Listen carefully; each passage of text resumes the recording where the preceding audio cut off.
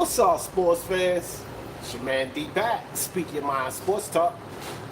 Alright, check it out, guys. D Donut Shop, Jefferson in the morning.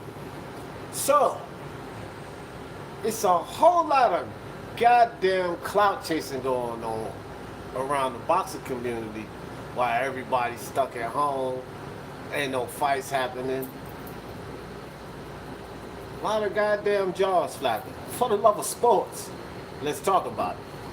Alright, so, man, I guess last week, sometimes you guys probably seen the video I did. Ryan Garcia basically running off at the mouth about Teofimo Lopez and all of that type of stuff.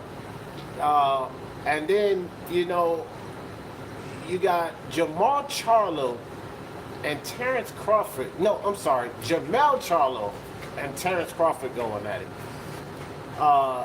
You know, Terrence Crawford telling Jamel keep his name out his mouth and all of this type of stuff. And let me tell you something, guys.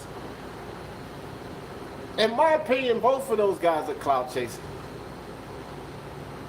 Jamel Charlo and Terrence Crawford, because look, Crawford, you still got shit to prove at 147. Like, I think Crawford's a beast. He's nice, you know, he's got the skill, all of that. But at the same time, he still got more to prove at 147, no? And then when you think about Jamel Charlo, like, bro, Crawford's a lot more skilled than you are. You know what I mean? So they're kind of going back and forth, but here's the reality of it. Crawford's got to handle business at 147 before he does anything. As far as Jamel Crawford is concerned, Jamel Charlo is concerned, here lately, Jamel's been stepping it up, trying to do some things, but I just think that the clash between these two guys are just ridiculous.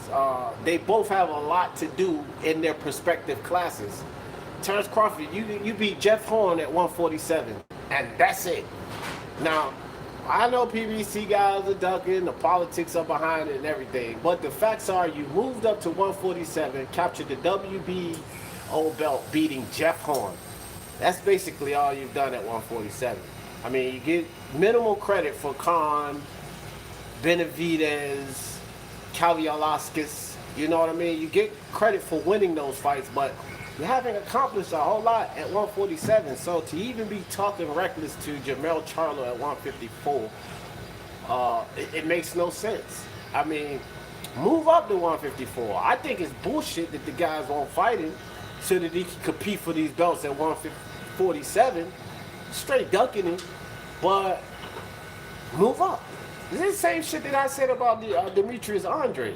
Like, you can't sit there and keep crying for Canelo and then talk about none of these guys at 160 will fight you, and you have the opportunity to move up. Move up. Hold on for a second.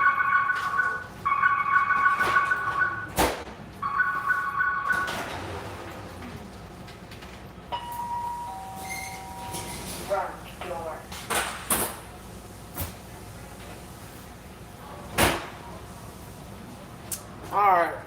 Hey, somebody come get those bagels.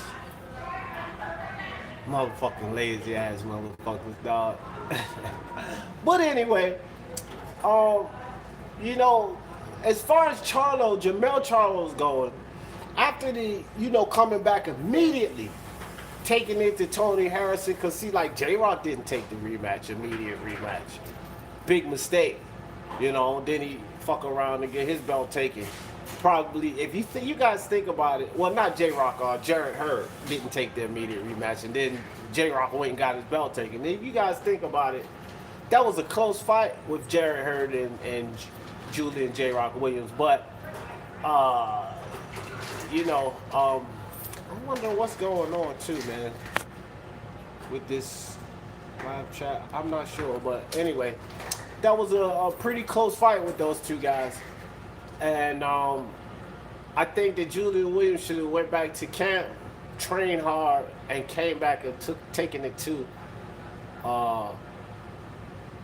Jarrett Hurd should have went to camp, he should have went back to camp, trained hard, and then come back and try to take it to Julian Williams. But now I don't have that opportunity, and, you know, guys, like with a rematch when you lose your belt, the opportunity is there to capture it You know, but if you let the rematch pass, and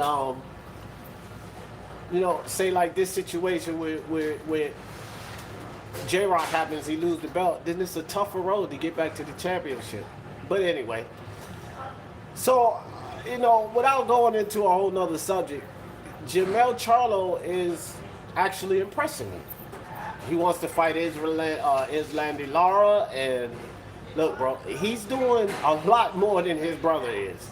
He's going in, it seems, a different direction. Jamel Charlo's going this way, Jamal Charlo's going that way. The way we don't want to see him go. Jamel is earning my respect back. But when it comes to Terrence Crawford, Jamel Charlo, you're not a better boxer than Terrence Crawford. I wouldn't necessarily say that he can't beat Terrence Crawford, especially at 154, because again, Terrence still got more to prove at 147. So, on to the clout chasing, and there's a lot of clout chasing. Terrence Crawford and the whole Charlo thing. Ryan Garcia going at Teofimo Lopez. Tank always clout chasing someone. But I was just listening to Ring IQ, and Chris Eubanks done jumped in on it. Now Chris Eubanks is in on the damn clout chasing. He talking about he'll beat Canelo. With the whole GGG situation, he should have fought him before, but Chris Eubanks now in this clout chasing. I think, guys, that because we're on lockdown and everyone is, these guys are anxious to get back in the ring and fight, they just kind of taking shots at each other. But when the sports come back, will these guys actually climb in the ring? Because that's the problem. I mean, it's easy to say, I want to fight this guy, I want to fight this guy. But when the sport come back, will you climb in the ring? And that's the question. So, clout chasing going all around. Eubanks. What's up, Karen? What's going on with you? Same old, same old. So, it's like, man, stop the clout chasing. I hope all of these guys are ready to come back when the sport is back. Physically fit. But it's a whole lot of talking, a whole lot of clout chasing going on. And I just wanted to drop that real quick for the donut shop in the morning. I'm going to get to the house, man, pop a live up. Y'all come sit down with me. Y'all know how I always in this thing. For the love of sports, let's talk about it. Peace.